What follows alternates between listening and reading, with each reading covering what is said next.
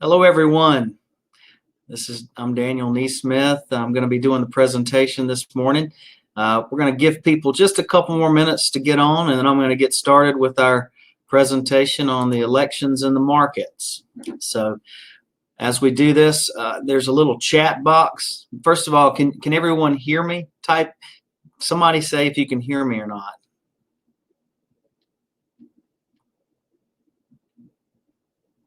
Can you hear me?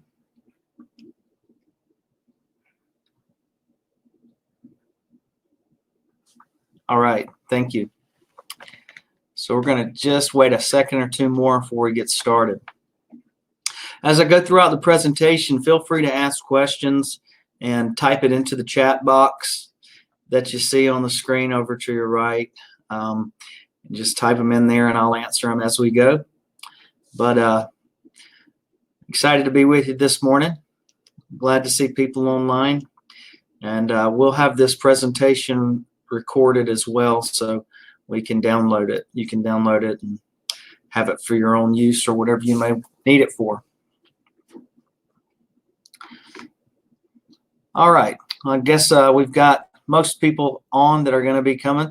So first of all, I don't know if you're concerned about the markets and what impact the elections may have on it, but we have a lot of people who are, and hopefully this will give you some clarity and maybe calm you a little bit about historically what the impact of the elections, in particular the presidential election, has had on stock markets. So we're going to look at a lot of historical data going way back, all the way to the beginning of the country, really, and what impact elections have had on the markets.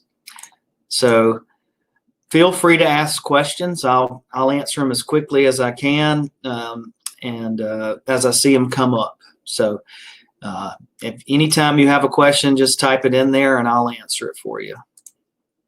Here's what we're going to be talking about. Historically, how do elections impact markets?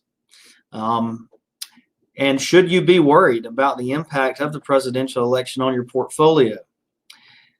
Finally, what can you do or how should you prepare your portfolio for more potential volatility? It's been a year of volatility, historical volatility. As far as swings go, it was the fastest downswing in the market, the fastest 30% drop, fastest bear market in American history. And it was also the fastest recovery from that because of unprecedented government and Federal Reserve action. So should we be worried? Well, that's a tough question, isn't it? I think the bottom line is we shouldn't be worried about the long-term results of the presidential election impacting markets. And I'm going to give you some data to support that. There are some concerns about taxes, tax implications. Those things have always existed. Anytime a party changes office, what's the next party going to do as far as raising taxes? But really, what impact has it had on the market? That's what we're going to be talking about. So I don't think you should be worried about the election per se, but I do think there is the potential for volatility leading up to the election and directly after it. But I don't think it's going to be tied to the election results much further after that. I think there has been civil unrest this year, a very divided country, as you've seen, and that's just going to escalate, in my opinion, as we get closer to the election. So I don't think you should be worried in the long run, but in the short run, we may experience some volatility because of possible civil unrest. And we're going to talk about some steps we've taken and will continue to take in our client portfolios. So here's an interesting statistic. I don't know if you're aware of this. This was really eye-opening for me. What you're looking at is the S&P 500 performance. The blue line is if the incumbent party wins, the party in office. The yellow line is the incumbent party loses. But if you'll notice the two arrows, that if the stock market, the S&P 500 is up in the 3 months leading up to the presidential election, 100% of the time since 1984, the incumbent party has won. And 100% of the time, if the S&P 500 was down in the 3 months leading up to the election, the incumbent party loses. if the market was down. Now that holds true 84% of the time, going all the way back to 1929. The 3 months leading up to the election, if the S&P 500 was up, 84% of the time the incumbent won. And if it was down going into the election, 84% of the time the incumbent party lost. So that is really eye-opening. So for those of you who are hopeful that President Trump will stay in office, this is a very good predictor. If the market is up, the S&P is up, in the 3 months preceding the election, the incumbent party has won 100% of the time going back to 1984 and lost if it was down during those 3 months. So that's something you should probably pay attention to. A lot of it has to do with consumer sentiment. How do people feel about the economy? The economy is one of the biggest, most important factors that have to do with re-election, if people feel good about the economy. So let's look at some statistics here. What you're looking at now is over on the left-hand side, the years of a presidential term. The first year, what the market has on average returned, the second year, the third, and the fourth. What's interesting is usually markets do better the last 2 years of a president's term.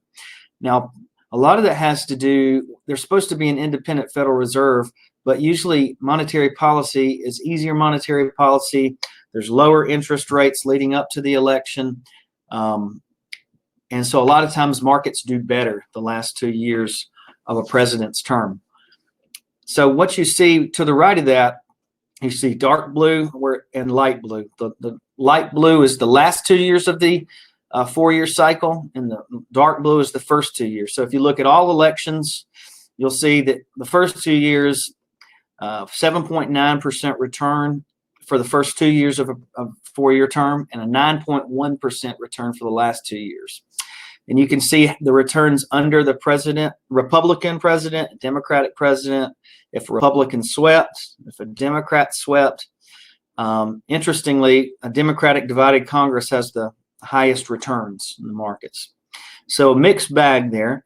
But one thing is very clear is markets do better generally in the last 2 years of a president's term.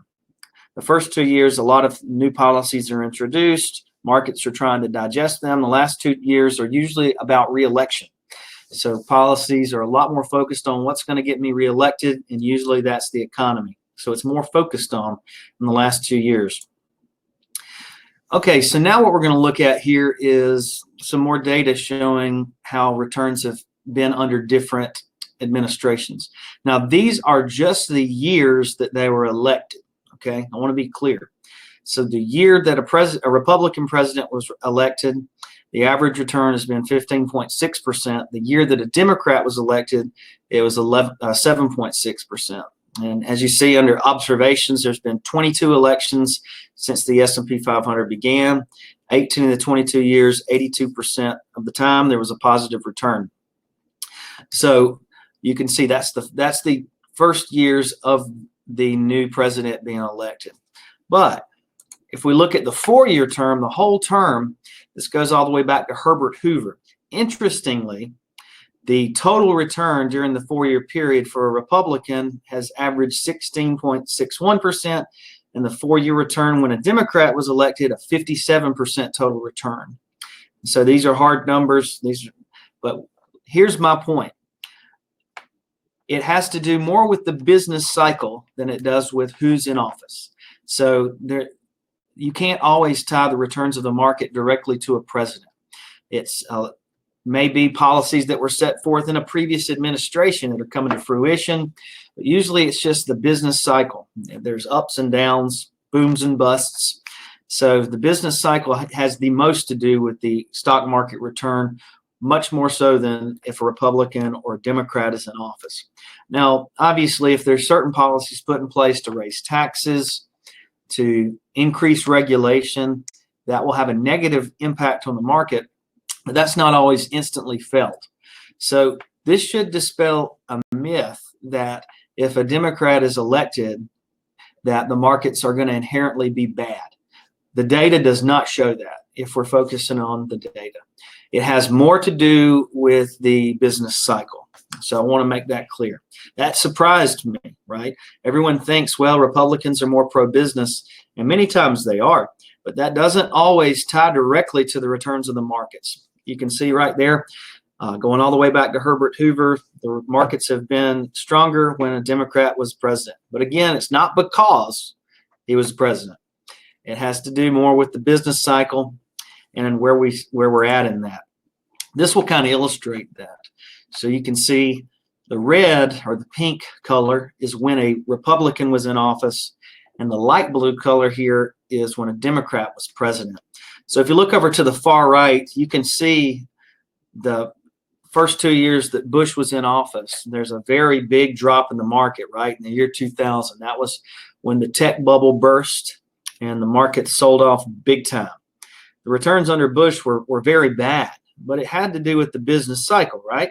The stock market, in particular tech stocks, were up really big, overpriced dramatically moving into the year 2000. So it wasn't Bush's fault that the markets dropped so much. It has to do with where we're at in the business cycle. On the flip side, the returns were better under President Obama than under President Bush, but it's where we were at in the business cycle. Markets were recovering from the dramatic drop that happened after the 2008 financial crisis. It wasn't the policies that Obama put in place that made the market go up. It was the recovery from the drop in the market. I hope that makes sense. So if you take away anything from this, take away the fact that the returns of the market are not directly tied to the president. They have to do more with the overall business cycle. So here you can see the months of the president's term. So they can be in office up to 4 years or 48 months. And you can see the different returns under a president, a Republican president, all elections, a Democrat president. And this goes back to 1789. So keep in mind that Republicans and Democrats were different parties 100 years ago than they are today. So this is just the term Republican and Democrat. Under all elections, the total return's been around 47%. So there have been slightly better returns over a 4-year cycle under a Republican president, or if Republicans controlled the House, the Senate, and the president in the executive branch. The lowest returns is when they were a Republican divided, meaning they didn't have the full House of Representatives and the Congress.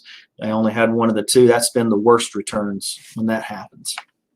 So I don't know if this surprises anyone or not, but the key thing here we want to do is think about what's really going to drive markets. And I'm here to tell you it's not going to be the president. It's going to be the business cycle. The big news is COVID-19 and the impact it has had on the economy. It has been devastating to the economy, and there's continued market headwinds tied to that, much more so than to the presidential election.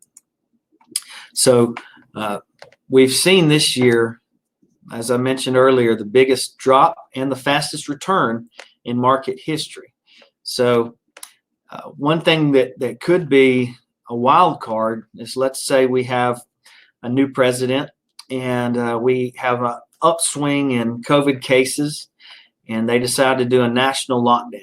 Now that would have a very negative impact on markets. So this is something that hasn't been an option in past presidential elections, is the president has never locked down the U.S. economy before. I don't think that'll happen. I don't think the data support national lockdown. I think it'll just be hot spots where we see a resurgence at, and then local officials or governors would decide what's locked down. I don't really foresee a national lockdown, but on the wild card chance that happens, it would be very bad for the markets. But again, I don't think that's a likely scenario. So we're seeing the economy start to open back up, which is a good thing. And moving forward, we know the main driver of stock markets is earnings. And earnings fell off a cliff early this year.